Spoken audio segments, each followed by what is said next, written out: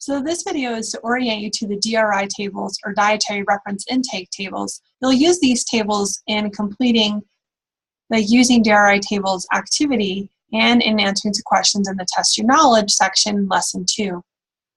This video is to orient you to how to use them so that you'll also be able to use them on the exam. So on the exams, you'll be given the DRI table. So exam 1 and the final, you'll be given the DRI table, and you'll be expected to know how to use that to answer some questions. And there'll be questions that are similar to the activities that are in Lesson 2. I wanted to show you through Canvas and using the McGraw-Hill Connect, how you actually, and SmartBook, how you find these tables so that you can do the assignments in the Lesson 2 module, but also so you can be familiar with how they'll look on the exam. So go ahead, you could access Connect two ways. You could link through the individual chapter that's underneath the lesson module, or you could just click on McGraw-Hill Connect, and I'm going to go that way. And I'm going to go ahead and click right into the SmartBook and Learn Smart. And then one more time, go into the SmartBook.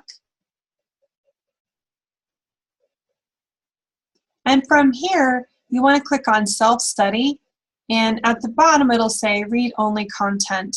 And you'll see all the appendices are here, and that is where the DRI tables are located. So specifically, they're in Appendix G. So we'll give a minute for it to load. And you're going to want to click on this text because this is relevant to what you need to do for this activity. So let me walk you through how these tables are set up. So you'll see there's the dietary reference intakes for DRI, and these are looking at recommended intakes for individuals' vitamins. Now remember, these levels here are going to be in RDA or AI units. And let's see if they give us that at the bottom. Let's see. So how they've done it is anything that's bolded is an RDA, and anything that's not bolded is an AI. So you can see vitamin K is an AI, and vitamin C for some age groups, but then older age groups it's bolded, so this is an RDA. Vitamin D has an RDA, and so forth.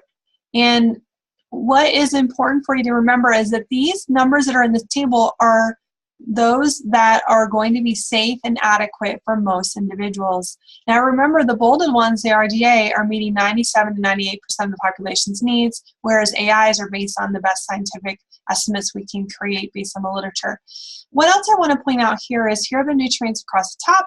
Notice that some of them are milligrams, and then some of them are going to be in micrograms. Let me see if I can find one. Here we go, some micrograms. Remember, micrograms are much smaller than milligrams. Another thing I want you to notice is that this is broken out by life stage, so infants, children, and gender, male and female, and then also if someone is pregnant or they're lactating, they have special requirements for some nutrients. So what you'd want to do is figure out, if let's say we have a 21-year-old male and you want to know what their vitamin C recommendation is. Well, here's males 19 to 30 years of age. Vitamin C is 90 milligrams a day is what's recommended, or the recommended dietary allowance, or RDA. So essentially there's a table for vitamins. There's a similar table. Here's one for minerals, or they're calling them elements, but these are minerals. And then there also is a table of, let's see, macronutrients. You don't need to worry about that. I want to find the ULs. Let's see, electrolytes and water. There's the acceptable macronutrient distribution ranges.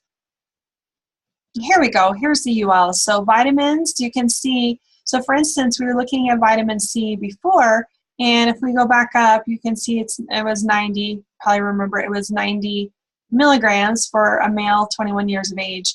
Now if we look down at the UL, what is a UL for vitamin C with that same age group? Well, in that age group, it's 2,000 milligrams. So 90 is a safe and adequate amount to meet 97, 98% of the population's needs.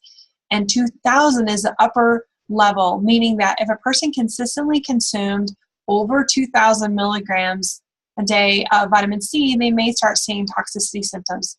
And that is, we were looking at males that are 21 years of age. So there's also a UL table for elements or minerals. So these are what you need to be able to use if given information that you're able to identify what the recommendations would be for an individual using the vitamins and minerals charts for the RDA and AIs, or to think about whether or not an amount is too high to go above the UL. Another thing I would mention is notice that some of these, I just noticed that some of these you have to scroll over to be able to see all of the nutrients. So they have not put it so that it fits on one page, just to keep a note of that as well. If you have any further questions about navigating the DRI tables, don't hesitate to ask me or the TAs. And remember, you're going to have practice being able to use this, where I think those numbers will gain a little bit more meaning to you than what was just shown in this video.